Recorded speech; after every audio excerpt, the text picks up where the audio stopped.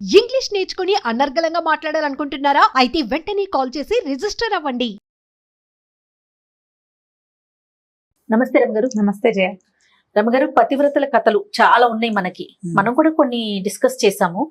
చాలా రోజులు అయినట్లు అనిపిస్తోంది నాకు. మరి అలాంటిది ఏదైనా ఒకటి చెప్పుకుందామా? ఇప్పుడు మనం పతివ్రత కథలు చెప్పంగానే ఈ అమ్మాయిలందరూ మామూలుగానే మీరన్నీ మాంసకే చెప్తారు, అమ్మాయిలే బుద్ధిగా ఉండాలంటారని నా మీద ధ్వజం ఎత్తి పోట్లాడుతున్నారు. మన ఛానల్ ఏది కదండి, మన ఛానల్ అది. నేను ఎంతసేపు అలాగే అంటే మగపిల్లల్ని సపోర్ట్ చేస్తున్నట్టు ఆడపిల్లలకి అన్ని చెప్తున్నట్టు అబ్బో చాలా మంది అడుగుతుంటారు. ఇప్పుడు చెప్పబోయే మీరు అబ్బాయిల పేర్లు చెప్తారు కదా, అబ్బాయి అబ్బాయి అని. రమగారికి అబ్బాయి ఉన్నారు కాబట్టి అబ్బాయినే మెన్షన్ చేస్తారు. ఇది కూడా అంటారు.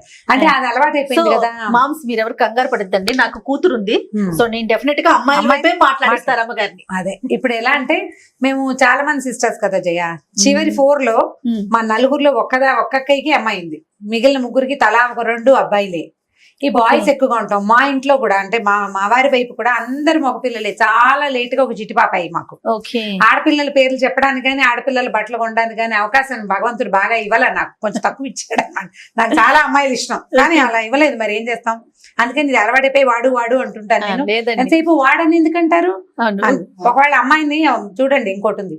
ఇప్పుడు వాడు మగవాడు అలా అనేస్తే బాగానే ఉంటుంది. అమ్మాయిని అది ఇది అంటే అమ్మాయిని అది ఇది అంటున్నారని ఏకవచన ప్రయోగం చేస్తున్నందుకు కూడా కష్టం వస్తూ ఉంటుంది. అంటే మనకి వినటానికి కూడా అంత అనిపించదు. డైరెక్ట్ గా పిలవటానికి అది ఇదని ముద్దుగా చెప్పుకుంటాం కానీ ఇట్లా మనం మాట్లాడేటప్పుడు అది ఇది అనే ఆ వర్డింగ్ అంత అనిపించదు రమ్మగారు. అవును, అంటే మీకు అలవాటు కాబట్టి అది ఇదని మాట్లాడగలుగుతాం. తెలియని పర్సన్ గురించి మనం మాట్లాడలేకపోతాం. అయితే ఇప్పుడు చెప్పే కదా, ఇప్పుడు మామూలుగా పతివ్రతల కథలు అంటే మనకి సీత, అనసూయ, సావిత్రి, అరుంధతి వీళ్ళందరినీ పతివ్రతల కథలు చెప్పుకోవాలి. మనం సుకన్య గురించి చెప్పాము. అదొక బెస్ట్ పతివ్రత కథగా నేను భావిస్తాను. చాలా మంచి కథ. ఇప్పుడు భర్తని వెనకాల వాడు ఎలా ఉన్నా మొగుడుతోటే ఉండాలి అనే భావన ఈ రోజుకి కుదరదు, ఈ రోజుల్లో కుదరదు. అయితే మనకి ఇంట్రెస్టింగ్ పతివ్రతల కథ ఒకటి చెప్తాను నేను. ఇది చాలా పాత కథ, చందమామ కథ యాక్చువల్గా. ఈ మధ్య ఒక ఫ్రెండ్, సీతగారని నా ఫ్రెండ్, వాళ్ళ అత్తగారు ఏం పతివ్రతలమ్మా మీకు తెలుసా, భూలోకంలోనే పతివ్రతలు ఎక్కువ దేవుళ్ళ కంటేనండి ఒక కథ ఇప్పుడో చెప్పారు. ఓ 2-3 రోజుల క్రితం గుర్తొచ్చారు సీతగారు, అత్తగారు ఎందుకో గుర్తొచ్చి ఆవిడ చెప్పింది ఈ కథ నాకు గుర్తొచ్చింది అనమాట. బాగుంటుంది, ఇంట్రెస్టింగ్ గా. మీరు పిల్లలకి చెప్తారో మీలో మీరే చెప్పుకుని నవ్వుకుంటారో మీ ఇష్టం. అయితే ఒకసారి ఒక పతివ్రతల సభ జరిగింది ఒకసారి స్వర్గంలో, దేవలోకంలో అన్నమాట. మన లక్ష్మీదేవి, పార్వతీదేవి, సరస్వతీదేవి, మన ముగ్గురు. అక్కడి నుంచి శచీదేవి ఇంద్రుడి భార్య, అష్టదిక్పాలకుల భార్యలు అంతాను. అక్కడి నుంచి మన భూలోక పతివ్రతలుగా మనం భావించే సావిత్రి, తర్వాత ఏమో మన అనసూయ, అరుంధతి, ఇంకొక ఆవిడ ఎవరో ఉంది. అనసూయ, అరుంధతి, సావిత్రి కాకుండా భర్తను సతీ, సుమతి, ఇలా మొత్తం మనం చెప్పుకునే నానా రకాల అత్యద్భుతమైన పతివ్రత కథల్లో ఉన్న పతివ్రతామతలంతా చేరారు.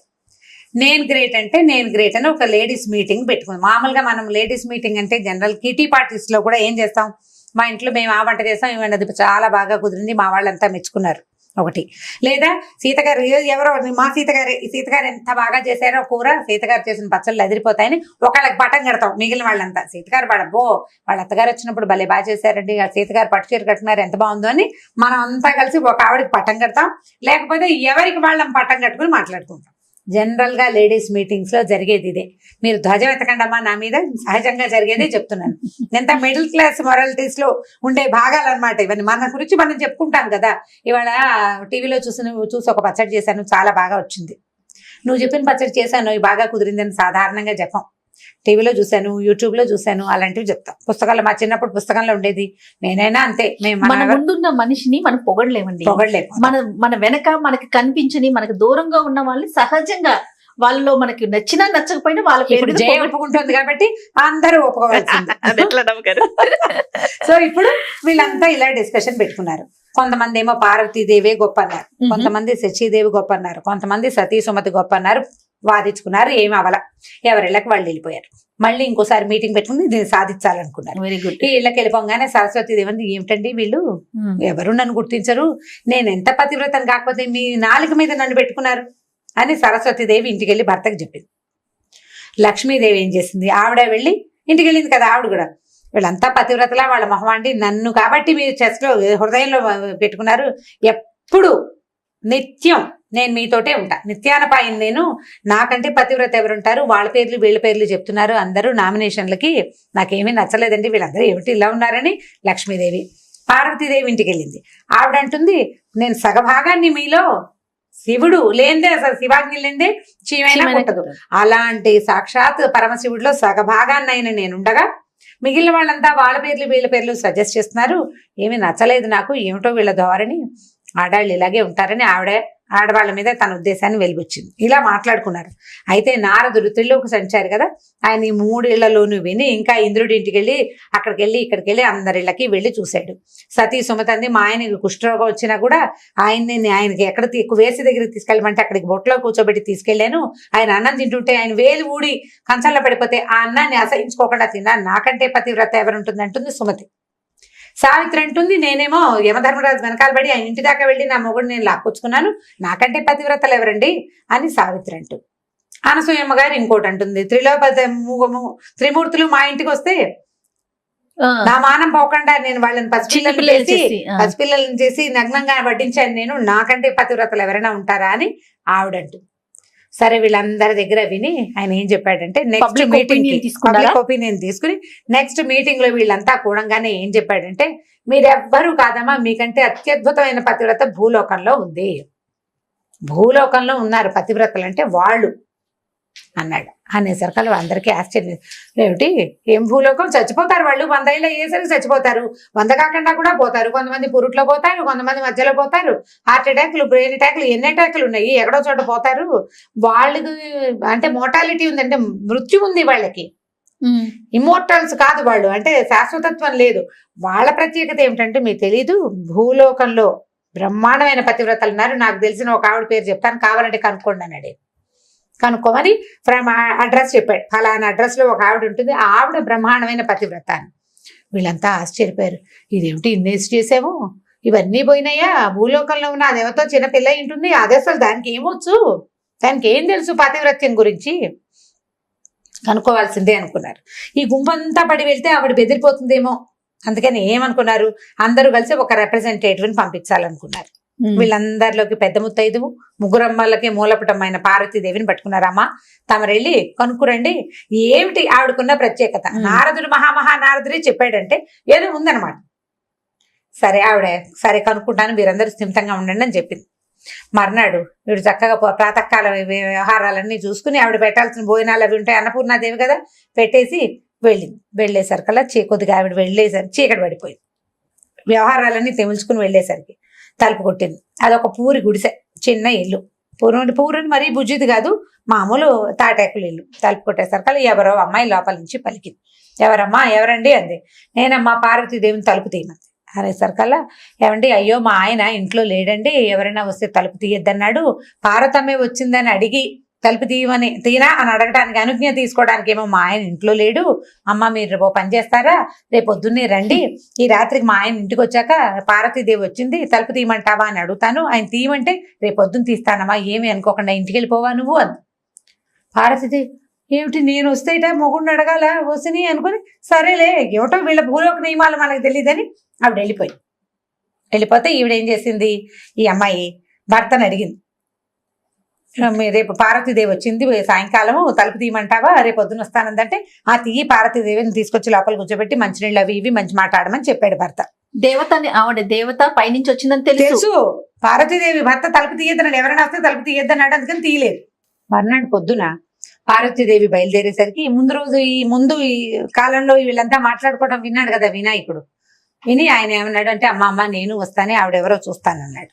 సరే ఈవిడేం చేసింది, పిల్లాడే కదా అని చెప్పి వినాయకుడిని వెంబడి పెట్టుకొచ్చి బయట నుంచి తలుపు కొడితే ఈ ఆవిడ తలుపు దగ్గరకు వచ్చి, అమ్మ ఎవరమ్మా అంటే, నేనమ్మా పార్వతీదేవిని, నేను మా అబ్బాయి వచ్చామనగా, మీ అబ్బాయి వచ్చాడా, అయ్యో మీరు ఒకరే వస్తారనుకుని మా ఆయన్ని అడిగానమ్మా, ఇప్పుడు మీ అబ్బాయి కూడా వస్తే తలుపు తీయమంటాడో తీయద్దంటాడో తెలియదమ్మా, మీరేమనుకోకండి, రేపు మళ్ళీ రండి, మా ఆయన అడగకుండా తలుపు తీయలేనమ్మా అనేసరికలు ఏం చెయ్యాలో తెలియదు. నేను భారతీదేవిని, నేను వినాయకుడు తెచ్చానన్నా తలుపు తీయటలేదు, దీని పాతివ్రత్యం మండిపోను అనుకుని ఆవిడ ఏం చేసింది, వీళ్ళని తీసుకుని వెళ్ళిపోయింది వెనక్కి. మూడో రోజు పొద్దున మళ్ళీ బయలుదేరింది. బయలుదేరేసరికి ఇప్పుడు ఆవిడ రిప్రజెంటేటివ్, అంటే మన దేవతలందరి దగ్గర నుంచి వస్తోంది. కనుక్కోవాలి విషయం, కనుక్కుని చెప్పకపోతే వాళ్ళు ఒప్పుకోరు, మరి మిగిలిన వాళ్ళంతా అడుగుతారు కదా. అది కూడా రాదా నీకు అనరు. సరే కుమారస్వామి వస్తానని సరదా పడ్డాడు, కానీ బాబు నిన్న వాడిని తీసుకెళ్ళినందుకే పోయిందిరా ప్రోగ్రాము, నువ్వు రాబోక నాయన, నువ్వు ఇక్కడే ఉండు, నేను వెళ్ళొస్తాను అని ఈవిడ బయలుదేరి వెళ్ళింది. ఒక్కతే వెళ్ళి మరి ఏం చేస్తుంది, ఆవిడ ఒప్పుకోలేదు కదా. మూడో రోజు వెళ్ళంగానే ఈ అమ్మాయి తలుపు తీసింది. ఆవిడ అమ్మాయి ఏం కాదు, ఒక 30-32 ఏళ్ల స్త్రీ, ప్రౌఢ. అక్కడి నుంచి అమ్మ నీ పేరు ఏమిటంటే, నా పేరు గౌరమ్మ. మామూలుగా ఊళ్ళల్లో గౌరి పేరుని గవిరి, గైరమ్మ అలా పిలుస్తారు. గవరమ్మ, గవరయ్య పేర్లు కూడా ఉంటాయి. నా ఫేవరెట్ పేరు గౌరి. నాకు అమ్మాయి పుడితే నేను ఆ పేరు పెట్టుకునేది, నాకు ఎంతో ఇష్టం. అయితే ఈ గౌరమ్మ నీ పేరు, ఏం చేస్తావమ్మా నువ్వు? ఏం చేస్తావు? నేనేం చేయనండి, మా ఆయనకి, మాకు బరువులు ఎత్తే కూలివాడు, కూలి పని చేస్తాడు మా ఆయన. మాకు చిన్న చెలక ఉందంటే, చిన్న పొలం ఉంది, పొలం పని అది చేసుకుంటాము అంది. ఇల్లు చూస్తే ఇల్లు చక్కగా శుభ్రంగా ఉంది, చిన్న పాక, చాలా శుభ్రంగా ఉంది. భారతీదేవి 4 పక్కల చూసింది. ఇల్లు చక్కగా ఉంది, శుభ్రంగా ఉంది, ఉన్నంతలో కుదురుగా మట్టసంగా ఉంది, ఇల్లు బాగుంది. సరే బుద్ధిమంతురాలాగా కనపడుతుంది అమ్మాయి. భర్త మాట బాగా వింటుంది. చూస్తుంటే 4-5 ఏర్పాట్లు కనపడ్డాయి. ఏమిటి, ఓ చోట చిన్న మంచం వేసి చక్కగా దాని మీద మెత్తటి బొంత ఒకటి పరిచింది. ఒకటి అక్కడి నుంచి లోపలికి రాగానే ఒక ముక్కాలు పీట ఒకటి ఉంది, ఓ పీట వేసింది. ఓ పీట, ఓ మంచం. అక్కడి నుంచి రెండో పక్కన పెనమేమో పొయ్యి వెలిగించి దాని మీద పెనము, పక్కన అట్ల పిండి గిన్నె కనపడ్డాయి. పక్కన ఇంకో కుండ, అక్కడి నుంచి పళ్ళెము సామాన్లు కనపడ్డాయి. ఇంకా ఒక మూలకి చిలక్కొయ్యి ఉంది. చిలక్కొయ్యికి ఒక తాడు వేలాడుతుంది అనమాట.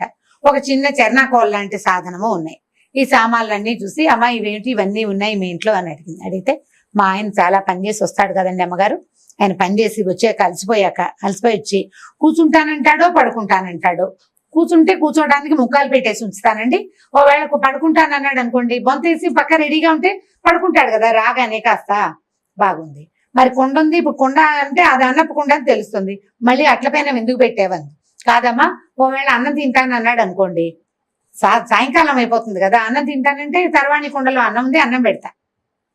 ఒకవేళ కాదు వేడివేడిగా అట్లు పోసుకుని తిందాం అన్నాడు అనుకోండి, అప్పటికప్పుడు పప్పు రుబ్బితే అప్పటికప్పుడు పొయ్యి వెలిగిస్తానంటే ఆలస్యం అయిపోదు, మా ఆయన కోపం రాదు.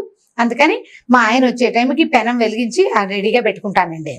బాగానే ఉంది. అంటే పడుకోవడానికి కూర్చోడానికి సాధనాలు ఉన్నాయి, తిండికి 2-3 సాధనాలు పెట్టింది. చిన్న ఇల్లు, వాళ్ళ ఇంట్లో ఏముంటాయి. మరి ఇదేమిటమ్మా, ఇక్కడ తాడు, ఇక్కడ చెర్నాకోల ఉన్నాయి, వీటితో ఏం చేస్తారంటే, అదేనండి మా ఆయనకి అప్పుడప్పుడు కోపం వస్తుంది, అప్పుడు ఆయనకి నన్ను కట్టేసి కొట్టడం అలవాటు. నువ్వు సరిగ్గానే విన్నావు, కట్టేసి కొట్టడం అలవాటు. అప్పుడు ఆయన కోపం వచ్చాక ఆయన తాడు కోసం వాటి కోసం ఎక్కడ వెతుక్కుంటాడు. అందుకని ఏం చేస్తాను, ఈ తాడు రెడీగా పెడతాను, తాడేసి నన్ను ఈ గుంజ కట్టేస్తాడు. ఆ చెర్నాకోలు తీసి 2 దెబ్బలు కొడతాడండి. ఆయన కోపం తీరాక ఆయన పడుకుంటాడు. మెల్లిగా ఎప్పుడో ఆయన కోపం తీరలేచాక కట్లిపితే అప్పుడు అన్నం పెడతానండి. ఇలాగ అలవాటండి అని. పార్వతీదేవి నిర్కాంతిపోయింది. ఇది పాతివ్రత్యం. మనము మిగిలినవన్నీ చూస్తున్నాం, అంతేగాని భర్తకి కోపం వస్తే నన్ను కొట్టడానికి ఏర్పాట్లు కూడా మనం ఎవరం చేయటం లేదు. ఇది నిజంగా మహాపతివ్రతే అనుకుని, అమ్మాయి చాలా సంతోషం అమ్మా, నీలాంటి బుద్ధిమంతురాల్ని కలిసినందుకు నాకు చాలా సంతోషంగా ఉంది, ఎంతో బాగుంది, చాలా బాగుందమ్మా, నేను వెళ్ళొస్తానని ఆవిడ అమ్మాయి బొట్టు పెడితే చక్కగా బొట్టు పెట్టించుకుని 2 అక్షంతలు వేసి ఆశీర్వదించి చల్లగా వర్ధిల్లు కలకాలం అని చెప్పి పార్వతీదేవి ఇంటికి వచ్చేసింది. ఇంటికి వచ్చాక అందరినీ పిలిచి చెప్పింది అనమాట. పాతివ్రత్యం అనుకుంటే మనం అనుకునేదే పాతివ్రత్యం కాదు, పాతివ్రత్యంలో లెవెల్స్ ఉన్నాయి. ఎవరి పాతివ్రత్యం వాళ్ళది, నాదొకటి నీది ఇంకోటి. నేను ఇలా ఉన్నాను కాబట్టి ఇదే గ్రేట్ అని మనం అనుకోవడానికి వీల్లేదు. ఎవరి లెవెల్ ఆఫ్ పాతివ్రత్యాలు వాళ్ళకు ఉంటాయి. ఒకళ్ళు భర్తలకు ఇష్టమైన ఆహారం ఉండేవాళ్ళు, వాళ్ళ పాతివ్రత్యం అది. భర్తకి నచ్చినట్టుగా తయారయ్యే వాళ్ళు ఒక రకం. ఓకే, ఆయనకి ఏది ఇష్టమో అదే చేయాలనుకునే వాళ్ళు కొంతమంది. ఇంకొంతమంది ఉంటారు ఆయన చెప్పిన దానికి వ్యతిరేకంగా చేస్తూ ఆయన వెనకాలే ఉండేవాళ్ళు ఇంకొంతమంది, ఆదర్శపత్రులు. కాబట్టి పాతివ్రత్యానికి లెవెల్స్ లో తేడాయే గాని ఎవలాగైనా ఉండొచ్చు. దీన్నే పాతివ్రత్యం అంటారు, దీన్ని అనరు అని అనడానికి వీల్లేదు. కాబట్టి భూలోక పాతివ్రత్యం మహాద్భుతమైన పాతివ్రత్యం అని అందరికీ చెప్పిందట. ఆ తర్వాత వీళ్ళు ఈ మీటింగ్లు పెట్టి నేను గ్రేట్ అని చెప్పకూడదు, ఎవడి గ్రేట్ వాడితేనని అక్కడి నుంచి ఆ ఏజెండా మానేశారనమాట అమ్మవార్లందరూ. దీని మీద మాట్లాడకూడదు, ఇవన్నీ మాట్లాడకూడని సంగతులు. ఇప్పుడు ఏది కరెక్ట్ ఏది తప్పు అనేది జీవితంలో ఎప్పుడు రాసి పెట్టి ఉండదు. మనదే కరెక్ట్ అనుకోవటానికి లేదు, అనుకోవడానికి వీల్లేదు.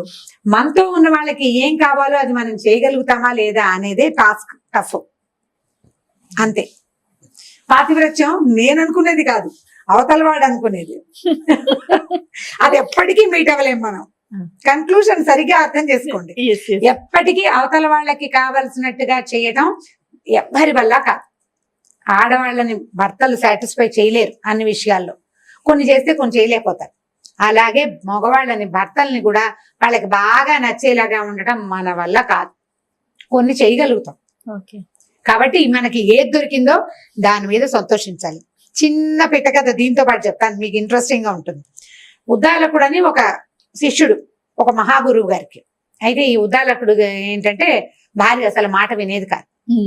వీడి అదృష్టం అంటే ఏంటంటే వీడి గురువు గారి భార్య కూడా అసలు మాట వినేది కాదు. ఆయన ఎప్పటికప్పుడు ఆ భార్యతో పడలేక ఒరే పెళ్లిళ్ళు చేసుకోకుండా అని చెప్పేవాడు వాళ్ళ గురువు గారు.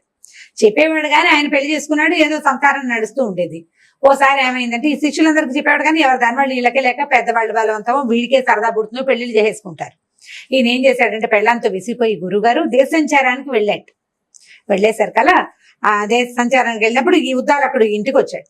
వస్తే గురువు గారు వస్తున్నట్టు వార్త వచ్చి ఉద్దాలకుడు అడిగాడు భార్యని, ఏమే నీ పుణ్యం ఉంటుంది, మా గురువు గారు వస్తున్నారు, అసలే ఆయన భార్యతోటి పడలేక దేశాటానికి బయలుదేరాడు, ఏమీ గొడవ పెట్టుకోవద్దు దయచేసి, మా గురువు గారు ఉన్నంతసేపు ఈ 4 రోజులు ఈ ఒక్క రోజు నాలుగు ఇక్కడ ఒకటే రోజు ఒక పూట భోజనం చేసి వెళ్ళిపోతారు, సాయంకాలం చల్లబడ్డాక పంపించేస్తా, ఆయన ఉన్నంతసేపు నేను ఏమైనా అంటే నువ్వేం పట్టించుకోకుండా ఉండాలి ప్లీజ్ అన్నాడు. సరే ఆవిడేమంది, సరే 100 వరకు ఓకే, 100 తిట్లు నువ్వు తిట్టినా నేనేమన్నా, 100 దాటేవో ఒప్పుకోను.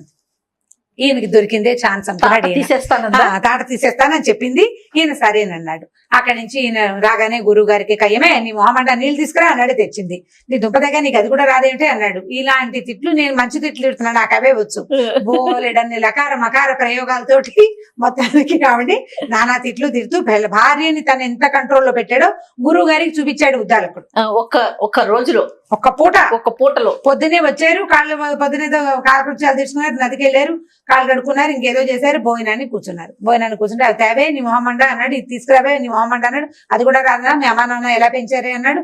ఈయన పాపం సంవత్సరాల తరబడి తిట్టదలుచుకున్న తిట్లన్నీ లోపల దాచుకున్నవన్నీ మొత్తానికి వెల్లులాగా బయటికి తెచ్చేసాడు, అయిపోయింది.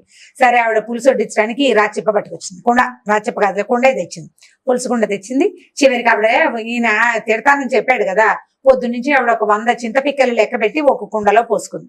ఏం చేస్తోంది, ఒక్కోటి తీసి పక్కన పెడుతోంది. తిట్టినప్పుడల్లా ఒక గింజ తీసి బయట మంచి ఇంటెలిజెంట్. వేగా ఏమైంది, ఈ కుండ ఖాళీ అయింది, ఈ చింతపిక్కల గిన్నె ఖాళీ అయిపోయింది. అప్పుడే ఆవిడ పులుసు గిన్నె పుచ్చుకొని వచ్చింది. గిన్నె పుచ్చుకు రాగానే పులుసు అప్పట్లో ఏమైంది మట్టి కుండలతో వంట చేసుకునేవాళ్ళు, కుండ పగిలిపోతే కొత్త కుండ కొనుక్కోవటమే. ఈ కుండ భాండం పట్టుకొచ్చింది. పట్టుకొచ్చేసరికి ఈయన అన్నాడు కుక్కమోహన్ దానా పులుసు వడ్డించు అన్నాడు. అనగానే ఆవిడ ఏం చేసింది, ధాడ్మని ఈ పులుసు గిన్నె ఎత్తి నెత్తి మీద కొట్టింది. మొగుడు 100 దాటిపోయింది, నేను చెప్పాను నీకు 100 అయిపోయిందండి. అనగానే గురువు గారు నిర్ఘాంతపోయాడు, ఉద్దాలకుడు పని అయ్యేపోయింది. ఉద్దన పని చేసేది ఉద్దాలకుడు పెళ్ళాం అనమాట. ఆవిడ పేరే అది. అక్కడి నుంచి కొట్టేశారు కదా, గురువుగారు లేదు, భోజనం లేదు, ఎట్లా కొట్లా ఉన్నది ఏదో తిన్నారు. ఆయన చావుదేవుడు బతుకు తీయడానికి గబగబా బయటకు వచ్చేసాడు. ఎట్లా కొట్లా ఆ భోజనం కాస్త ఫినిష్ చేసుకుని వచ్చాక వరి నేను ఇంటికి వెళ్ళిపోతాను అన్నాడు. అదేంటి గురుగారు దేశాటనికి వెళ్తానన్నారు, ఏదో నా భార్యతో పడలేకపోయినా ఇలా జరిగిందండి, 100 తిట్లు అన్నాను, ఉద్రేకం ఉంచుకోలేక తిట్టానండి అన్నాడు. అనేసరికల్లా ఆయన అన్నాడు, ఇంకెందుకురా దేశాటన, మీ అమ్మగారు చాలా మంచిదిరా, ఇక్కడికి వచ్చాక నాకు అర్థమైంది ఆవిడకి ఎంత కోపం వచ్చినా కుండ పగలగొట్టేది కానీ ఒక్కనాడు నన్ను ఎత్తిన కొట్టలేదురా, మానవరాలు బంగారు తల్లిరా.